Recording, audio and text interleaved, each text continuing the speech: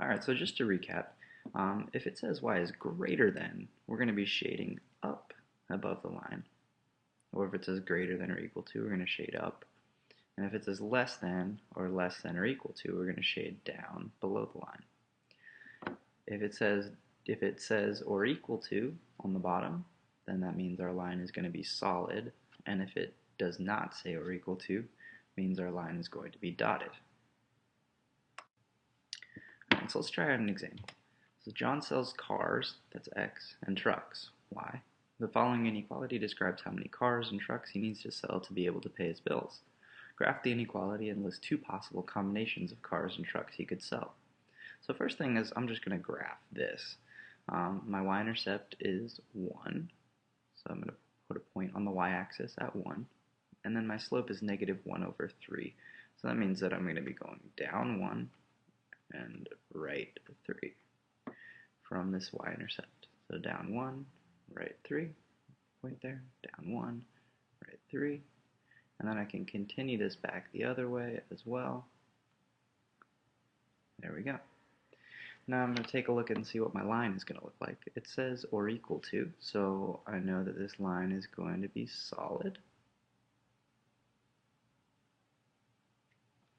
And it says greater, so that means that I'm going to be shading in up here, everywhere above the line. It's beautiful. Alright, so now we need to talk about what combinations of cars and trucks he can sell to pay his bills. Every point on this graph that is shaded in is a possible solution. So he could sell, for instance, this point right here is 1, 2.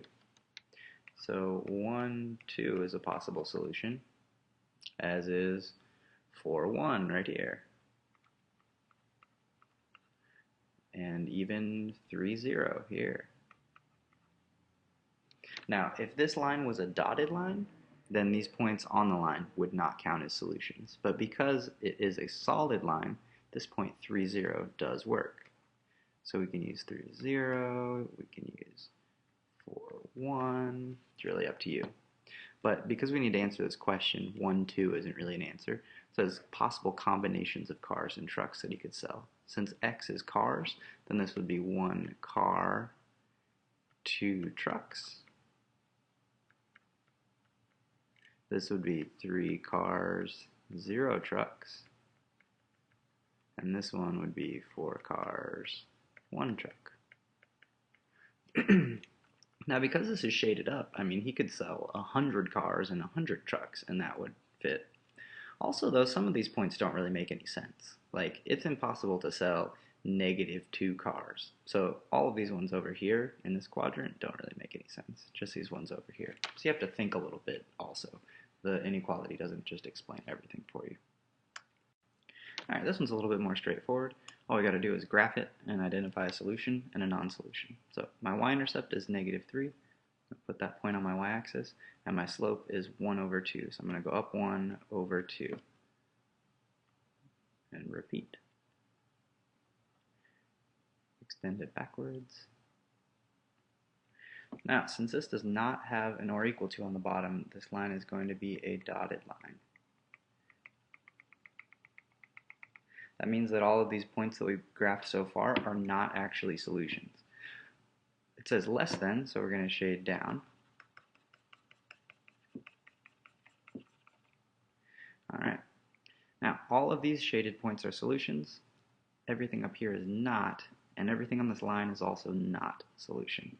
So, for a non-solution, I could put this point here, 2, -2.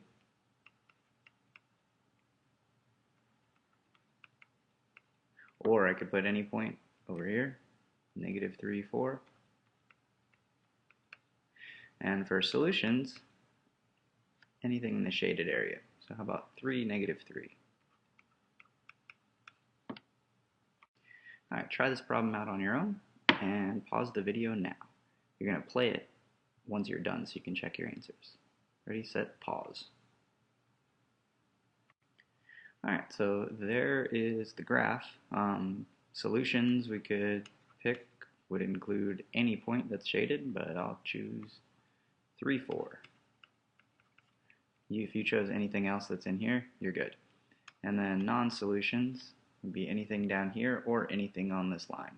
So how about I'll choose 2, -3. But like I said, anything that's not shaded and anything that's on this dotted line are not solutions. Alright, so this one you might have to think a little bit more.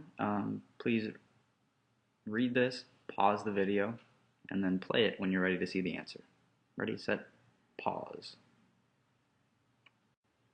Alright, so I don't know why I forgot the text on this part, but the Snickers were X and the Reese's were Y.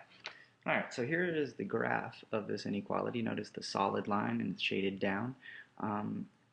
Now, we needed to list some combinations of Snickers and Reese's that she could buy. Now, I don't know about you, but I've never bought a negative Reese's or Snickers before. So none of these points over here really make any sense.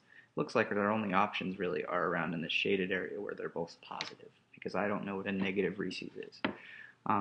So for example, she could afford to buy this point right here. She could buy 0 Snickers and 2 Reese's. She could also buy this point right here. She could buy 2 Snickers, 0 Reese's. It's up to you. Really, anything on this solid line or in this shaded area. If you told me 2 Snickers and -3 Reese's, that is a solution to this inequality, but it doesn't really make much sense in the real world.